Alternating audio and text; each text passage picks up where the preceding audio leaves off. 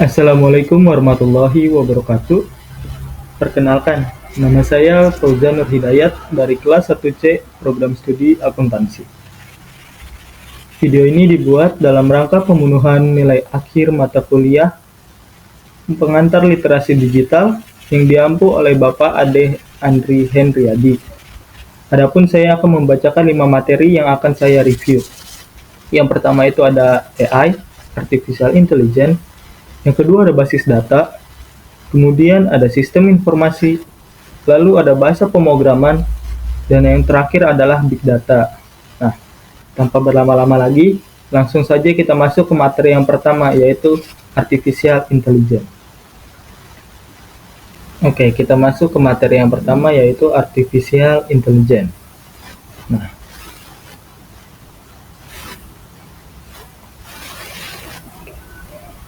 Artificial Intelligence atau yang kita akrab disebut dengan AI adalah simulasi kecerdasan manusia yang diterapkan ke dalam sistem komputer atau perangkat mesin lain. Sebagai perangkat tersebut punya cara berpikir seperti manusia.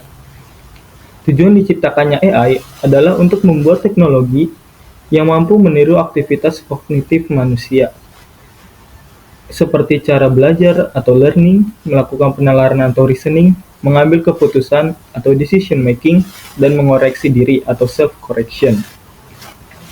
Nah, ini adalah merupakan hasil dari AI tersebut. Yang pertama itu seperti acting humanly, yaitu sistem dapat bertindak seperti manusia. Ada thinking humanly, sistem bisa berpikir layaknya manusia. Thinking rationally, sistem mampu berpikir secara rasional, dan acting rationally, sistem sanggup bertindak dengan rasional. Nah, ini adalah jenis-jenis AI.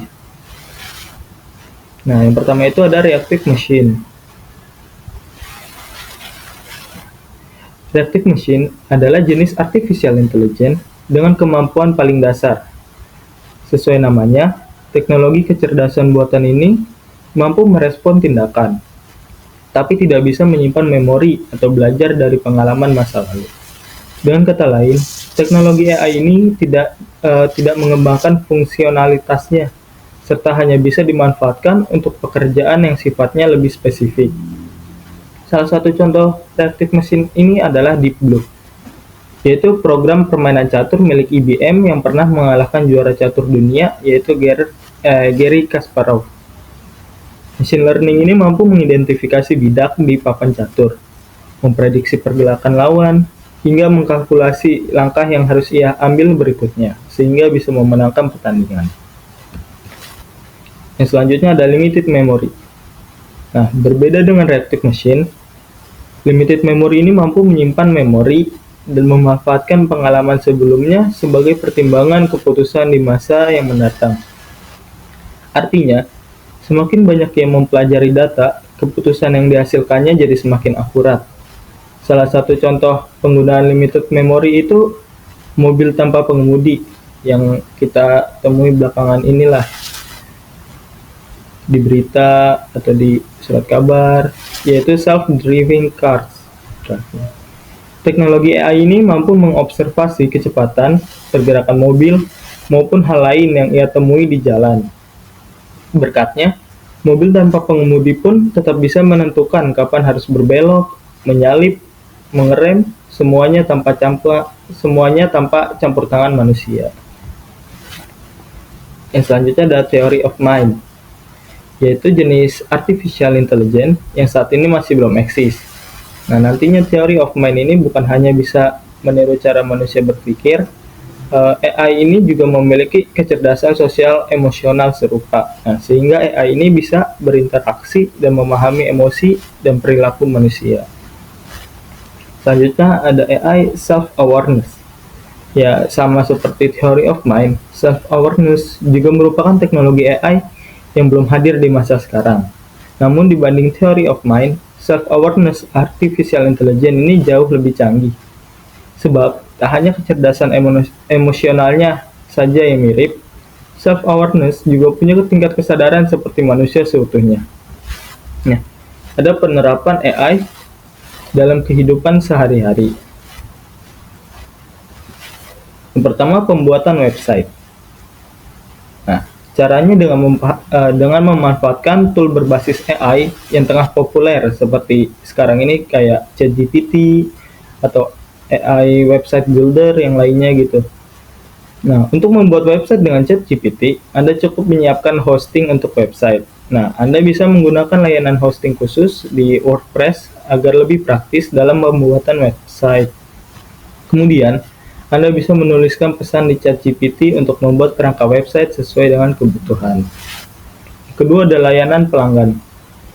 Nah, contoh artificial intelligence selanjutnya adalah penggunaan layanan pelanggan virtual seperti chatbot.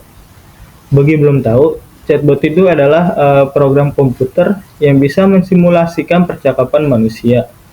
Chatbot ini bisa memahami percakapan, baik lewat tulisan maupun teks, serta memberikan jawaban yang cepat dan relevan. Mengingat fungsinya, chatbot ini banyak dipakai di e-commerce, marketplace, maupun sosial media. Habis itu ada asisten virtual dan IoT.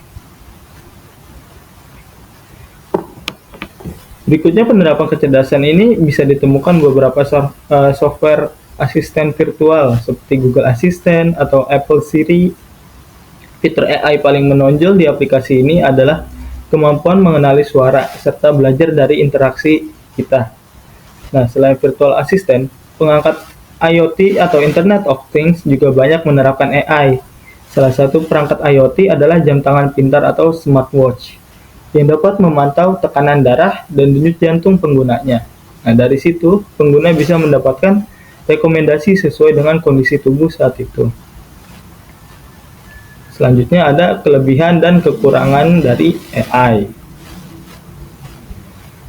Kelebihannya itu yang pertama, meningkatkan produktivitas kerja. Yang kedua, meminimalkan kesalahan manusia atau human error. Yang ketiga, mengurangi waktu yang dibutuhkan untuk mengerjakan sesuatu. Lalu ada mampu menciptakan hasil kerja yang konsisten. Yang terakhir itu mampu bekerja selama 24/7 tanpa henti gitu. Selanjutnya ada kekurangan, yaitu masih bergantung pada data mining untuk mendapatkan hasil yang maksimal. Yang kedua, pengembangan AI ini membutuhkan biaya yang mahal, jelas. Yang ketiga, belum bisa mengerjakan beberapa hal dari aspek yang berbeda. Dan yang terakhir, tenaga ahli manusia untuk mengembangkan proyek kecerdasan buatan belum banyak.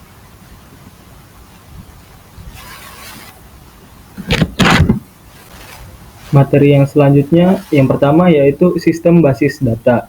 Nah, jumlah data dan informasi yang tersedia saat ini sangatlah banyak. Dan kemungkinan besar data dan informasi tersebut sangat bernilai dan sangat berguna dalam pertimbangan pengambilan keputusan.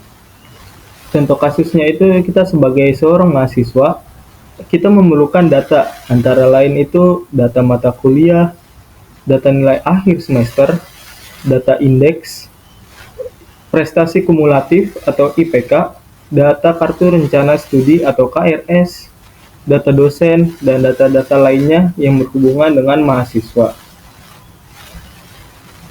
Nah, saat ini, perusahaan kecil hingga besar umumnya telah memiliki sistem informasi, di mana sangat memerlukan data tersebut. Artinya, sistem informasi mutlak berhubungan dengan data dan tidak bisa dipisahkan. Oleh karena itu, kita memerlukan adanya sebuah basis data atau database sebagai media kita untuk menampung data-data yang akan diproses ataupun data-data yang sudah diproses. Basis data memiliki peran yang sangat penting dalam perusahaan. Informasi dapat diperoleh dengan cepat. Teknologi basis data telah berkembang secara pesat dan didominasi oleh sistem basis data relasional yang biasanya banyak dikembangkan oleh praktisi-praktisi yang biasanya berkecimpung dalam bidang bisnis. Selain basis data relasional, terdapat juga sistem berorientasi objek, spasial, serta multimedia yang banyak dikembangkan oleh praktisi-praktisi yang berkecimpung dalam bidang rekayasa. Sejauh ini, basis data tidak hanya berguna pada tataran perusahaan. Akan tetapi, untuk keperluan pribadi, kita bisa memanfaatkan basis data dengan menggunakan perangkat lunak basis data. Sebagai contoh, kita bisa mengelola data pribadi, mengatur keuangan, mencatat data belanja bulanan, serta kita dapat memperoleh informasi yang kita butuhkan dengan mudah dan cepat. Oke, kita masuk ke dalam pengertiannya. Database atau basis data adalah kumpulan informasi yang disimpan di dalam komputer secara sistematik, sehingga kita dapat meriksa menggunakan suatu program komputer untuk memperoleh informasi dari basis data tersebut. Database memiliki peran penting dalam perangkat untuk mengumpulkan informasi, data, atau file secara terintegrasi. Database membuat penyimpanan dan pengelolaan data menjadi lebih efisien. Adapun contoh dari database dapat dilihat dari pengembangan situs web. Asal mulanya, istilah database berawal dari ilmu komputer. Meskipun begitu, artinya semakin luas, memasukkan hal-hal di luar bidang elektronika. Catatan yang mirip dengan database sebenarnya sudah ada sebelum revolusi industri, yaitu dalam bentuk buku besar, kwitansi, dan kumpulan data yang berhubungan dengan bisnis. Untuk istilah basis data, mengacu pada koleksi dari data-data yang saling berhubungan dan perangkat lunaknya seharusnya mengacu sebagai sistem manajemen basis data atau DBMS. Jika konteksnya sudah jelas, banyak administrator dan programmer menggunakan istilah basis data untuk kedua arti tersebut. Nah, selain itu juga ada hierarki basis data. Secara fisik, data disimpan dalam bentuk kumpulan bit dan direkam dengan basis track di dalam media penyimpanan eksternal. Untuk kemudahan dalam mengakses data, data disusun dalam suatu struktur logis. Untuk lebih jelasnya, ini ada berikut pengertian dari masing-masing istilah. Yang pertama itu adalah bit. Bit adalah satuan unit data terkecil dalam komputasi digital yang pada dasarnya terdiri dari satu digital biter. Yang kedua ada field, yaitu data terkecil yang memiliki makna. Istilah lain untuk field itu yaitu atribut atau kolom. Contoh field yaitu nama mahasiswa, alamat mahasiswa, harga barang, nama barang, jumlah beli, harga pokok, NIP, NIM, nilai murni, dan lain sebagainya. Yang ketiga ada record, atau bisa juga disebut dengan tuket, yaitu kumpulan dari sejumlah sistem data yang saling terkait. Sebagai contoh, mahasiswa mempunyai nama, alamat, agama yang membentuk sebuah record. Dan yang terakhir itu ada tabel, yaitu menghimpun sejumlah record. Sebagai contohnya, data pribadi dari semua mahasiswa disimpan di sebuah tabel. Kita masuk ke dalam fungsinya. Fungsi database adalah untuk menghindari data ganda yang tersimpan. Suatu database management system atau DBMS dapat diatur supaya bisa mengenali duplikasi data ketika diinput. Namun selain menghindari data ganda, database juga memiliki fungsi lainnya. Di antaranya, yang pertama itu mengelompokkan data dan informasi. Yang kedua, memudahkan dalam identifikasi data. Yang ketiga, memudahkan proses akses, menyimpan, pembaruan, dan penghapusan data. Yang keempat, menjadi alternatif terkait masalah penyimpanan ruang dalam suatu aplikasi. Yang kelima, menjaga kualitas data yang diakses sesuai input. Dan yang terakhir, menunjang kinerja aplikasi yang memerlukan penyimpanan data. Database dapat menunjang keamanan data. Hal tersebut lantaran sistem yang telah disusun secara aman melalui instrumen password, sehingga data hanya bisa diakses oleh pihak yang diizinkan. Melalui sistem yang mampu menyeleksi data menjadi suatu kelompok berurutan, database dapat menghasilkan pencarian suatu informasi dengan lebih cepat. Namun, kecepatan tersebut juga dipengaruhi oleh jenis database yang digunakan.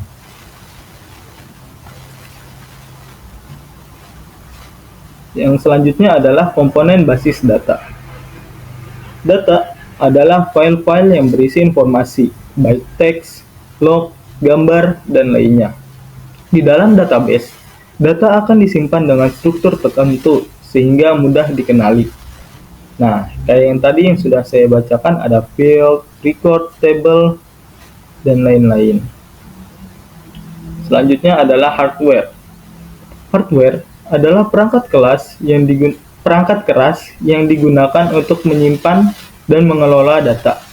Untuk menyimpan secara lokal atau di jaringan tertentu, hardware yang digunakan adalah komputer, disk, memori, dan lainnya. Sedangkan untuk penyimpanan data online seperti website, server hosting yang digunakan.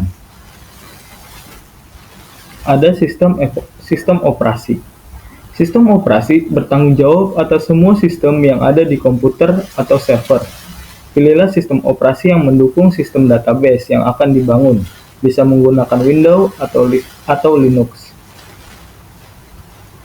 Nah, ini ada Database Management System. Database Management System adalah aplikasi pengelolaan database. Dengan DBMS, kita dapat lebih mudah ketika menginput dan mengupdate data. Pengolahan basis data secara fisik tidak dilakukan oleh pemakai langsung, tetapi ditangani oleh sebuah perangkat lunak yang disebut dengan DBMS, yang menentukan bagaimana data disimpan, diubah, dan diambil kembali. Ada selanjutnya Database Access Language, yaitu bahasa yang digunakan untuk menulis perintah, seperti mengakses, menambah, memperbarui, dan menghapus data di dalam database. Tanpa adanya ini, kita tidak akan bisa melakukan apa-apa terhadap database tersebut. Bisa kita lihat di sini di DBMS language-nya ada DDL, ada DML, dan DCL.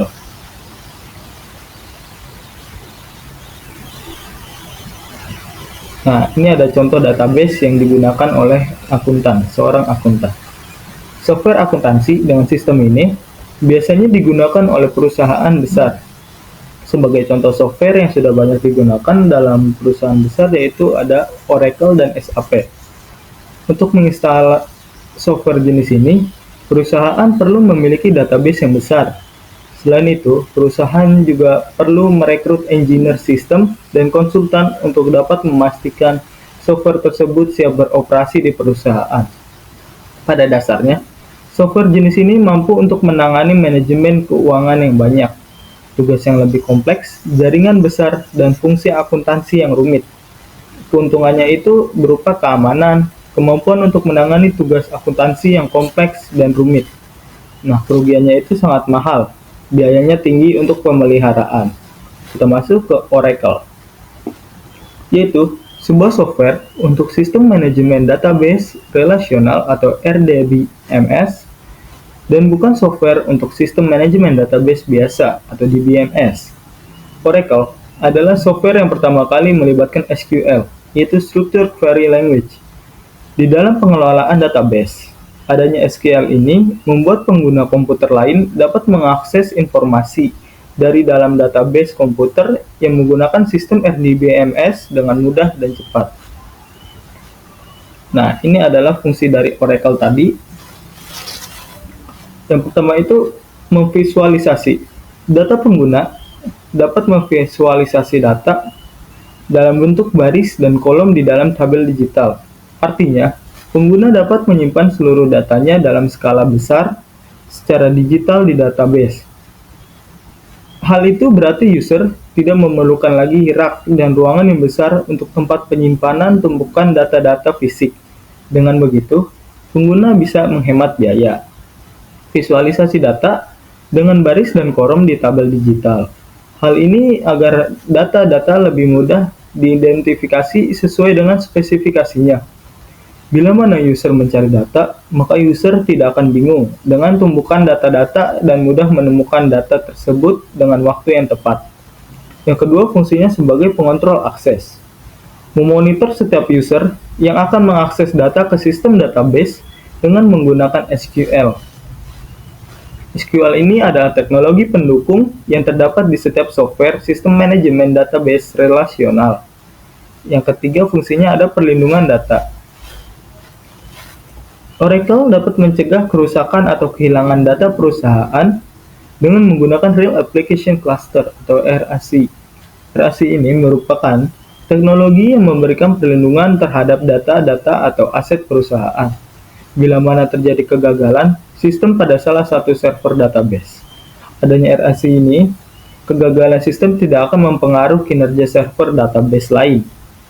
Karena teknologi ini membuat pengelolaan database menjadi terpusat, terstruktur rapi, dan memungkinkan antara server terintegrasi. Apabila salah satu server database ada yang mengalami downtime, server-server yang lain secara cepat dan otomatis merecovery, sehingga downtime pada salah satu server tersebut tidak akan menimbulkan efek kepada seluruh user. Yang selanjutnya tadi ada SAP. Adalah singkatan dari System Application and Products in Data Processing. SAP ini adalah salah satu software atau perangkat lunak perencanaan sumber daya perusahaan atau dikenal dengan istilah Enterprise Resource Planning. SAP menciptakan sistem terpusat untuk sebuah bisnis yang memungkinkan setiap departemen bisa mengakses dan berbagai data umum agar menciptakan lingkungan kerja yang lebih baik bagi setiap karyawan di perusahaan. Nah, ini ada fungsinya. Yang pertama itu modul Material Management. Modul ini akan bekerja untuk mengurus setiap kegiatan pembelian ataupun pengelolaan dari inventaris perusahaan. Yang kedua ada modul Sales and Distribution, yaitu berperan meningkatkan efisiensi setiap kegiatan operasional untuk proses shipping sales dan billing atau setiap order dari konsumen. Dan yang terakhir itu ada modul Financial Accounting. Modul Financial Accounting akan bekerja untuk mengkonsolidasikan seluruh laporan keuangan perusahaan. Dalam hal ini, seluruh proses akan dikerjakan satu sistem yang pastinya seluruh data akan lebih mudah terintegrasi dan meminimalisi kesalahan perhitungan. Terima kasih. Segitu saja mungkin materi yang kedua. Oke, materi yang selanjutnya itu adalah sistem informasi. Nah, informasi adalah data yang telah diolah menjadi bentuk yang lebih berguna dan berarti bagi yang menerimanya. Informasi merupakan salah satu sumber daya yang sangat penting dalam suatu organisasi atau perusahaan, dan digunakan sebagai bahan dalam pengambilan keputusan oleh top-level management. Oleh sebab itu, informasi yang didapat ataupun yang dihasilkan harusnya berkualitas, agar keputusan yang diambil dapat berguna bagi organisasi ataupun perusahaan tersebut. Nah, kualitas informasi ditentukan oleh 3 faktor. Yang pertama itu adalah relevansi, yaitu informasi benar-benar berguna bagi suatu tindakan keputusan yang dilakukan.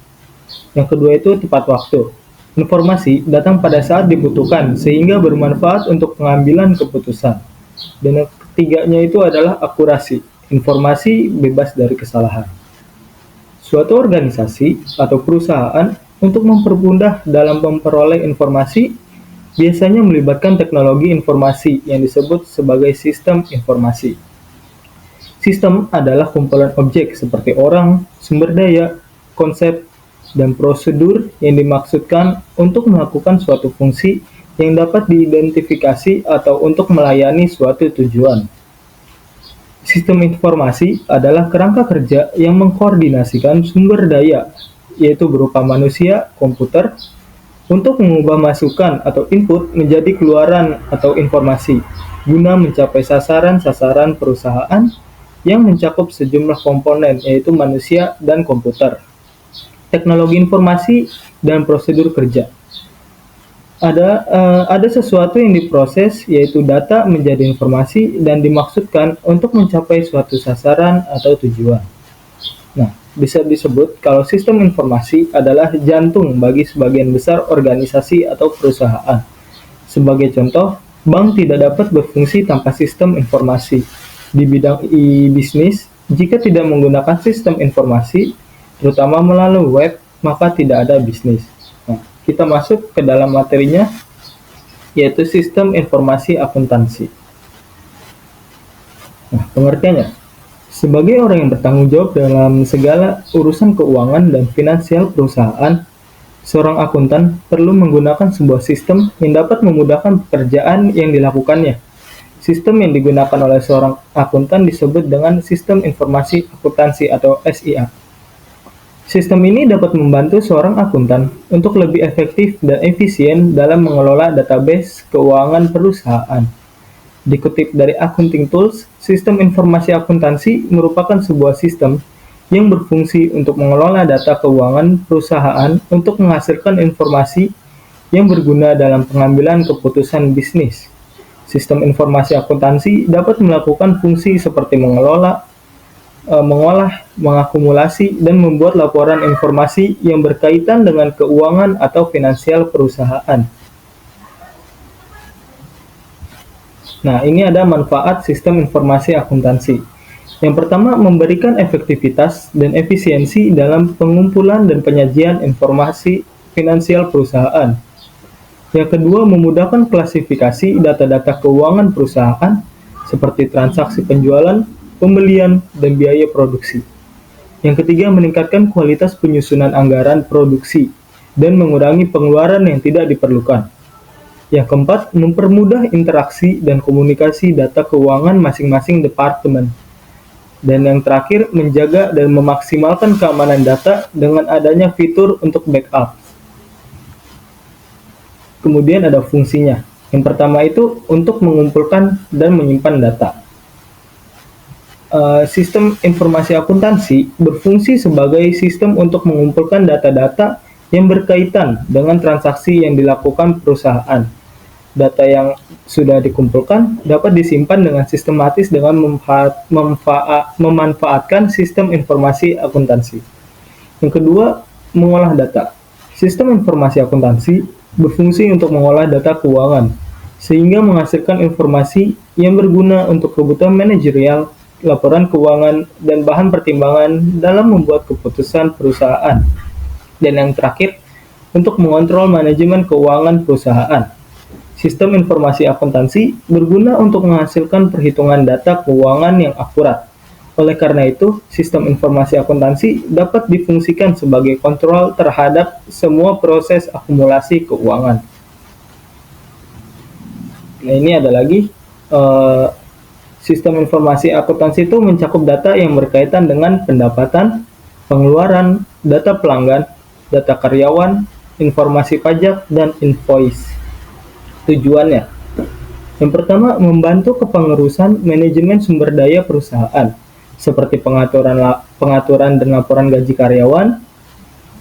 Yang kedua, membantu pencatatan terhadap semua operasional yang dilakukan perusahaan, seperti transaksi kepada customer dan supplier. Dan yang ketiga, mendukung pengambilan keputusan bisnis lewat pertimbangan laporan keuangan yang dihasilkan. Selanjutnya ada jenis-jenis sistem informasi akuntansi.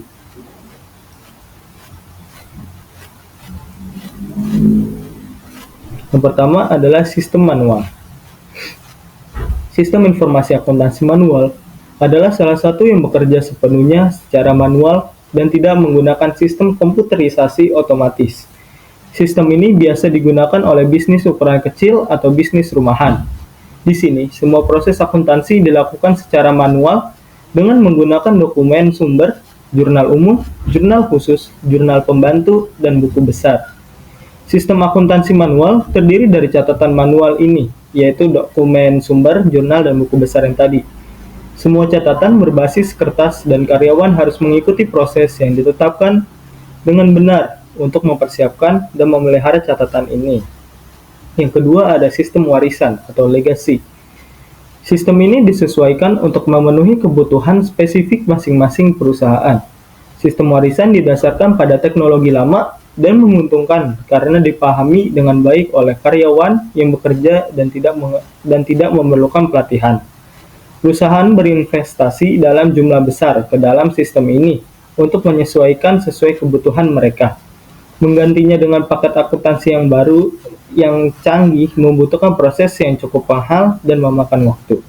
Selain itu, software akuntansi generik tidak dapat dikustomisasi, tidak seperti sistem ini.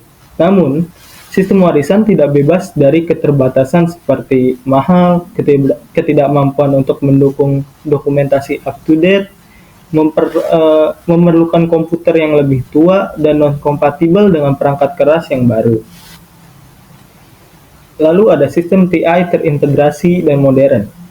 Sistem akuntansi ini adalah paket perangkat lunak canggih yang tersedia saat ini yang mengintegrasikan semua proses dalam suatu organisasi. Sistem seperti itu lebih efisien dan canggih daripada sistem lama karena menggunakan teknologi terbaru dan dalam antarmuka internet dan penyimpanan data. Sistem modern lebih ekonomis untuk dipasang dibandingkan dengan sistem lama karena di sini biayanya tergolong rendah dan biasa digunakan di berbagai perangkat dan bisa auto-update. Keuntungan penting lainnya yang disediakan oleh sistem ini adalah memiliki bug yang relatif lebih sedikit karena telah diuji dengan benar terbukti andal sebelum menjualnya di pasaran. Selanjutnya ada aplikasi dari sistem informasi akuntansi. Saya mengambil contoh yang pertama itu adalah Hasmikro. Hasmikro adalah perusahaan multinasional yang digunakan untuk pengembang perangkat lunak atau software, seperti pengembangan manajemen perusahaan atau yang sering disebut dengan Enterprise Research Planning. Hasmikro banyak diminati oleh orang-orang di berbagai industri karena Hasmikro memiliki banyak keunggulan. Di antaranya unlimited user. Hasmikro dapat digunakan oleh banyak user atau pengguna walaupun berada dalam perusahaan yang sama tanpa biaya tambahan. Yang kedua, best business practice, yaitu dapat memastikan kelancaran implementasi sistem untuk memastikan kepuasan pelanggan mereka terhadap produk. Yang ketiga, innovative development, yaitu terus melakukan inovasi dan membuat produk-produk baru, sehingga Hasmikro dapat hadir melayani banyak industri. Aplikasi yang kedua ada MyObi. MyObi merupakan singkatan dari Mind Your Own Business, atau jika diartikan, yaitu pikirkan bisnis Anda sendiri. Maksudnya, dalam mengatur bisnis, terkadang seorang akuntan kesulitan dalam mengatur keuangan, pembukuan arus kas, jual beli, dan lainnya. Sehingga hadirnya aplikasi MyObi ini dapat menjadi solusi bagi akuntan dalam menyelesaikan tugas-tugasnya dengan mudah. Tentu, aplikasi MyObi ini sangat bermanfaat karena dapat membantu pekerjaan. Nah, berikut fungsi dari MyObi ini. Yang pertama itu menjadikan pengguna lebih paham mengenai bisnis. Yang kedua sebagai alat bantu, berupa aplikasi untuk menyelesaikan pekerjaan yang berhubungan dengan akuntansi. Yang ketiga, mengefisiensi waktu pengerjaan pembukuan. Yang keempat, MyObi dapat membantu proses jual beli, tracking piutang dagang, hutang dagang, pajak, invoice, dan quotation yang hanya dalam sekali klik beberapa tombol yang tersedia. Dan yang terakhir, memudahkan dalam pengelolaan barang yang akan dijual. Nah, di sini ada kelebihan dan kekurangan. Kelebihannya dari MyObi itu, yang pertama, tampilan MyObi lebih user friendly. Artinya pengguna dimudahkan dalam pengoperasian aplikasi MyObi dengan tampilan-tampilan menu, toolbar, dan lainnya yang mudah dipahami dan digunakan untuk kebutuhan.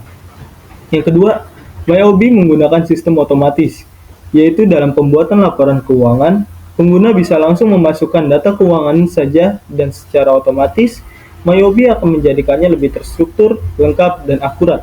Laporan otomatis yang biasa digunakan itu seperti laba rugi, neraca saldo, dan lain-lain sesuai dengan kebutuhan atau standar akuntansi yang ditetapkan.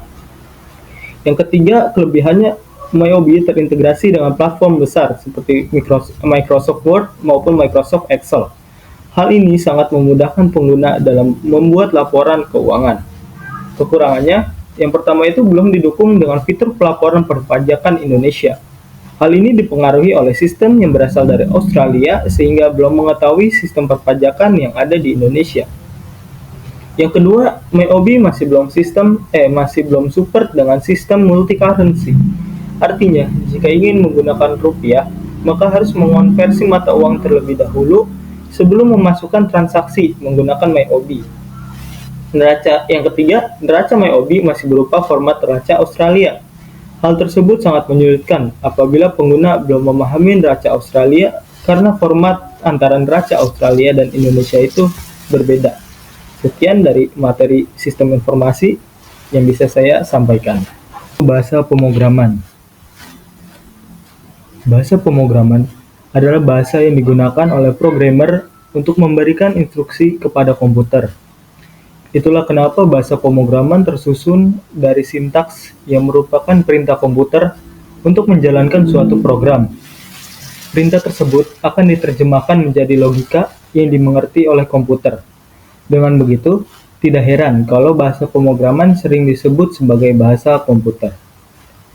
Hasil akhir dari penggunaan bahasa pemrograman adalah sistem operasi, aplikasi desktop, website, aplikasi mobile, bahkan berbagai perangkat teknologi yang biasa dioperasikan sehari-hari.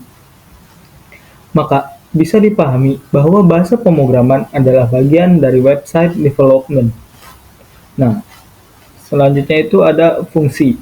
Yang pertama, untuk media komunikasi antara programmer dan komputer. Dan yang kedua, tools untuk mengembangkan sistem dan program. Yang pertama, media komunikasi antara programmer dan komputer. Fungsi pertama ini sebagai jembatan komunikasi antara programmer dan komputer sesuai dengan fungsi bahasa itu sendiri, yakni alat komunikasi yang dipahami oleh penuturnya. Sayangnya, bahasa yang dipahami komputer berbeda dengan bahasa manusia.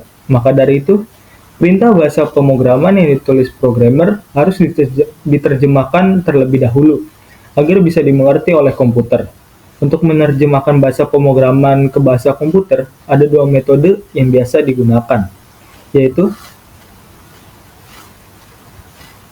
metode compiler pertama. Compiler adalah tools untuk memindai seluruh perintah bahasa pemrograman, lalu mengubahnya menjadi sebuah paket file baru. Nah, paket file ini berisikan kode mesin yang dapat dibaca komputer atau perangkat lain. Kemudian, komputer dapat mengeksekusi perintah bahasa pemrograman setiap kali pengguna menjalankan paket file tersebut. Ekstensi paket file ini bisa berbeda, sesuai dengan perangkat yang akan menjalankan program tersebut. Misalnya saja, exe untuk perangkat berbasis Windows, APK untuk Android, atau app untuk iOS. Sementara, bahasa pemrograman yang tercatat menggunakan compiler antara lain C, C++, dan lain-lain sebagainya. Yang kedua itu dengan metode interpreter. Interpreter adalah tools untuk mengubah perintah bahasa program menjadi kode mesin, tanpa menghasilkan paket file baru. Caranya, dengan menerjemahkan perintah tersebut sebaris demi sebaris saat program dijalankan. Contoh tools yang lazim dipakai sebagai interpreter adalah web browser. Oleh sebab itu, interpreter sering digunakan oleh bahasa pemrograman spesialis website, seperti JavaScript, Ruby, dan PHP. Fungsi yang kedua yaitu tools untuk mengembangkan sistem dan program. Cara kerjanya, programmer akan menulis kode program atau coding yang kemudian diubah menjadi kode mesin. Hasil akhir dari kode mesin tersebut adalah jutaan sistem operasi, website, games, dan aplikasi yang ada saat ini. Bahkan, perangkat berlayar smart milik kita juga dapat berfungsi karena adanya kode program di dalamnya. Nah, ini ada jenis-jenis bahasa pemrograman. Yang pertama itu bahasa pemrograman tingkat rendah. Bahasa tingkat rendah adalah jenis bahasa pemrograman yang paling dekat hubungannya dengan logika komputer. Bahasa jenis ini bisa dijalankan di komputer tanpa perlu diterjemahkan terlebih dahulu dengan compiler atau interpreter. Bahasa pemrograman tingkat rendah dibagi lagi menjadi dua, yaitu bahasa mesin dan bahasa assembly. Bahasa mesin adalah bahasa asli yang dipahami oleh komputer. Bahasa ini juga dikenal dengan sebagai kode mesin atau kode objek. Umumnya, bahasa mesin ditampilkan dalam kode biner 0 dan 1. Oleh karena itu, bahasa mesin cenderung sulit dipahami oleh manusia. Namun, positifnya, program yang ditulis dalam bahasa mesin punya kinerja yang sangat gesit karena tidak perlu diterjemahkan lagi.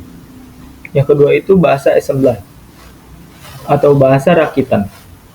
Adalah jenis bahasa pemrograman tingkat rendah untuk membangun sistem yang berhubungan langsung dengan perangkat keras. Contohnya untuk membuat sistem operasi atau driver, bahasa assembly memanfaatkan mnemonik atau singkatan kata-kata dalam bahasa Inggris untuk membentuk perintah tertentu. Karenanya, bahasa ini perlu dikonversi lagi menjadi bahasa mesin. Proses penerjemahan ini dilakukan sebuah tools besar bernama assembler. Meski harus diterjemahkan dahulu, performa program berbahasa assembly terbilang cepat, sebab ia tidak membutuhkan banyak memori ketika dijalankan. Yang kedua ada bahasa pemrograman tingkat menengah. Bahasa tingkat menengah adalah jenis bahasa pemrograman yang menjadi penghubung antara bahasa tingkat rendah dan bahasa tingkat tinggi. Makanya, bahasa ini sering disebut dengan pseudo-language atau bahasa semu.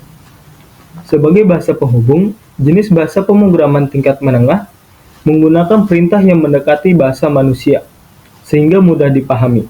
Di sisi lain, kompleksitasnya lumayan tinggi, mendekati bahasa assembly. Oleh sebab itu, bahasa tingkat menengah juga sering dipakai untuk membangun sistem operasi. Bahkan, ia biasa digunakan untuk membuat program yang dapat mengelola program lain, seperti terminal. Beberapa contoh dari bahasa tingkat menengah antara lain adalah bahasa C, bahasa C++, dan C#.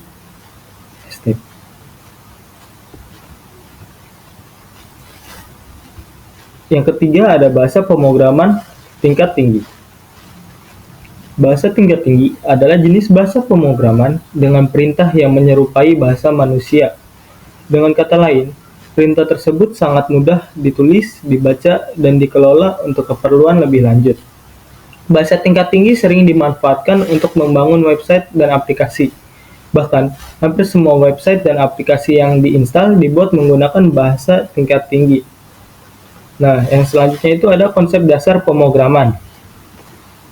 Yang pertama itu ada algoritma, yaitu sebuah langkah-langkah logis dan terstruktur untuk menyelesaikan suatu variabel dan tipe data. Yang kedua ada variabel dan tipe data. Variabel digunakan untuk menyimpan data dan tipe data menggambarkan jenis data yang dapat disimpan dalam variabel, misalnya integer, float, dan string. Yang ketiga ada struktur kontrol. Instruksi ini mengontrol alur eksekusi program seperti pencabangan dan perulangan. Yang keempat ada fungsi dan prosedur. Kumpulan instruksi yang diorganisir untuk melakukan tugas tertentu.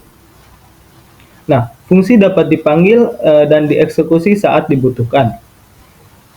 Dan yang kelima itu ada OOP, Object Oriented Programming, yaitu pendekatan pemrograman di mana program dibangun menggunakan objek yang memiliki atribut dan metode. Yang keenam ada struktur data, yaitu cara data diorganisir dan disimpan untuk memfasilitasi pengaksesan dan manipulasi. Yang ketujuh ada debugging, yaitu proses mengidentifikasi dan memperbaiki kesalahan atau bug di dalam kode. Nah, habis itu ada kelebihan dari programan. Yang pertama itu otomatisasi tugas. Yang kedua ada pengembangan aplikasi. Yang ketiga ada kemampuan penyelesaian masalah. Yang keempat ada reusabilitas kode. Yang kelima ada pemeliharaan yang mudah. Dan kelemahannya itu yang pertama kompleksibilitas, yang kedua kesalahan manusia, yang ketiga perubahan teknologi, yang keempat itu waktu dan biaya. Oke, kita langsung masuk ke pemrograman bahasa C. Nah, sejarahnya.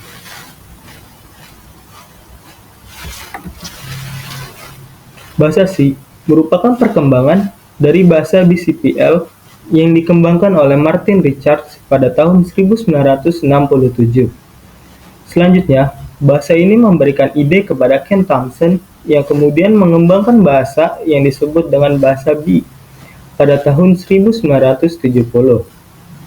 Perkembangan selanjutnya dari bahasa B adalah bahasa C oleh Dennis Ritchie sekitar tahun 1970-an di Bell Telephone Laboratories, sekarang adalah AT&T Bell Laboratories.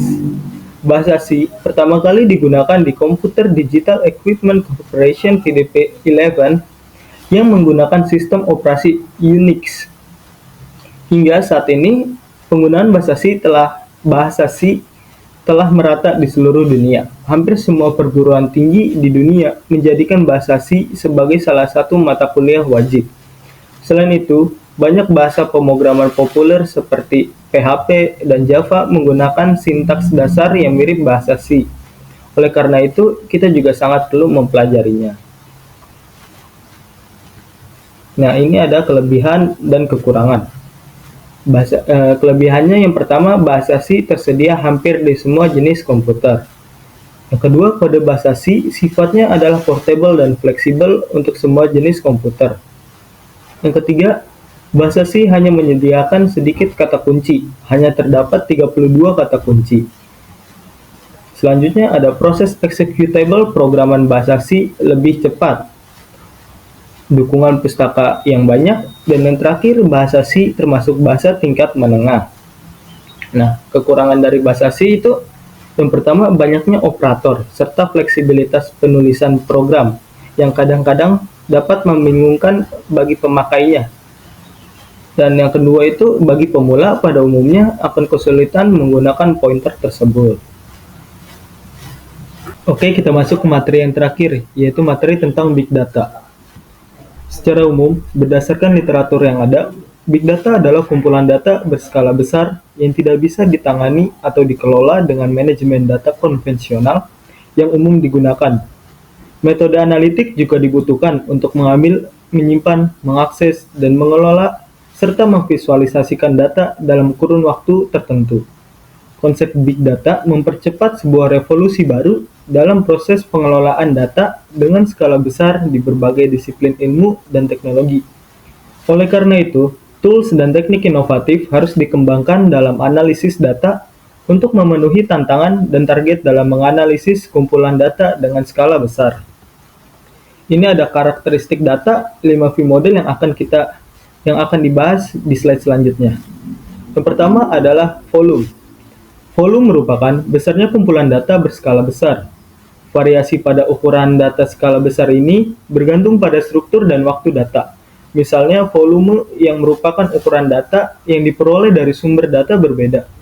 Data media sosial seperti Facebook, LinkedIn, Twitter, dan sebagainya merupakan jenis data dengan volume yang sangat besar.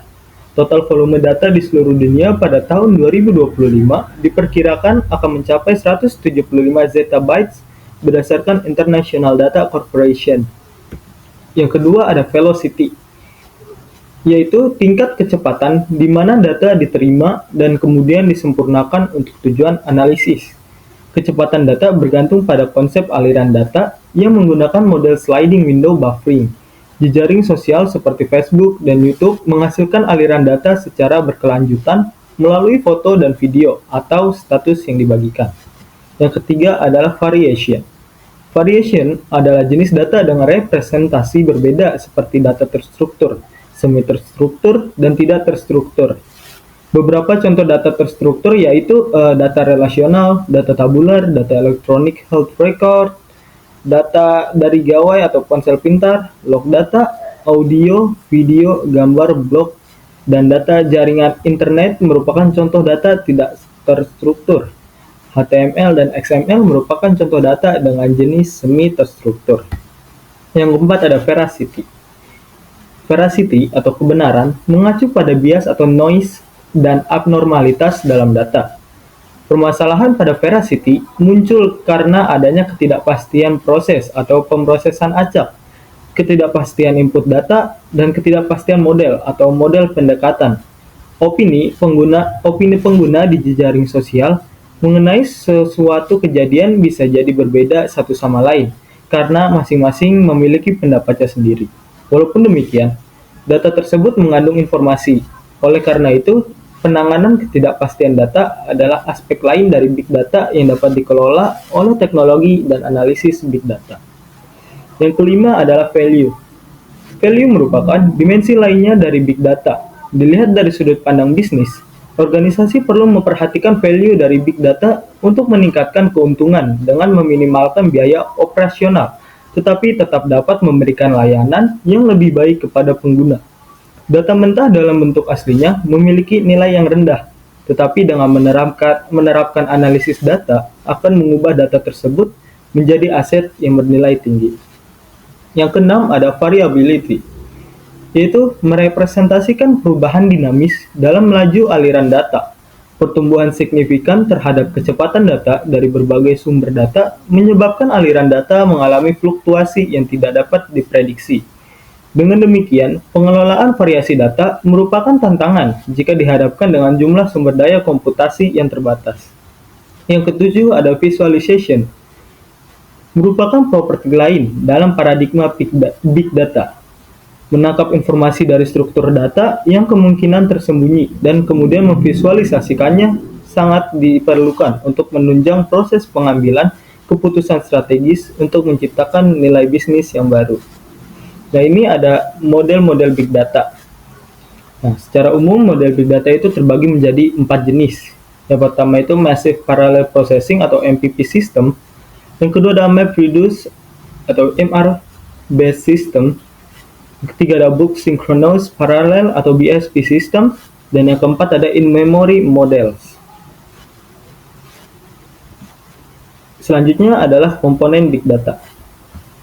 Yang pertama ada Machine Learning atau ML. Pada ML, suatu komputer diharapkan dapat menggunakan algoritma dan model statistik untuk melakukan tugas tertentu tanpa instruksi secara eksplisit, baik dari pengguna maupun dari sistem lain. Implementasi ML memberikan hasil berdasarkan apa yang telah dialami oleh suatu sistem. Sebagai contoh, misalnya menyediakan rekomendasi produk, pengambilan data hasil pencarian, penempatan iklan atau ads, deteksi kesalahan, chatbot, dan sebagainya. Yang kedua adalah Natural Language Processing atau NLP. NLP dibentuk dengan tujuan agar komputer dapat memahami bahasa manusia, baik dalam bentuk tulisan maupun lisan. Contoh yang umum ditemukan adalah adanya virtual assistant seperti Google Assistant, Siri, Cortana, dan Alexa. Virtual assistant tersebut menggunakan NLP dan teknologi lain di dalamnya. Contoh lain implementasi NLP itu yaitu fitur autocorrect atau pemberian rekomendasi kata ketika pengguna mengetik di suatu aplikasi. Yang ketiga adalah Business Intelligence atau BI. BI merupakan metode atau proses yang dilakukan dengan bantuan teknologi untuk memperoleh informasi dengan cara menganalisis data dan menyajikannya sedemikian rupa sehingga pengguna atau pada umumnya pihak eksekutif dapat menindaklanjuti dan membuat keputusan bisnis berdasarkan informasi tersebut. Yang keempat ada cloud computing, yaitu suatu konsep pengiriman berbagai layanan atau sumber daya melalui jaringan internet. Sumber daya ini mencakup teknologi penyimpanan, server, basis data, jaringan, serta perangkat lunak dan perangkat keras lainnya. Penyimpanan data berbasis cloud memungkinkan pengguna menyimpan basis data jarak jauh. Selama perangkat elektronik yang digunakan terhubung dengan internet, maka pengguna dapat mengakses data maupun perangkat lunak untuk menggunakan atau memanfaatkannya. Cloud computing saat ini banyak digunakan, terutama di kalangan bisnis, karena beberapa kelebihannya, yaitu penghematan biaya operasional, meningkatkan produktivitas, kecepatan dan efisiensi, kinerja, dan keamanan. Ya, mungkin segitu saja yang bisa saya review dari kelima materi tersebut. Mohon maaf jika terdapat banyak kesalahan saya. Sekian, terima kasih. Wassalamualaikum warahmatullahi wabarakatuh.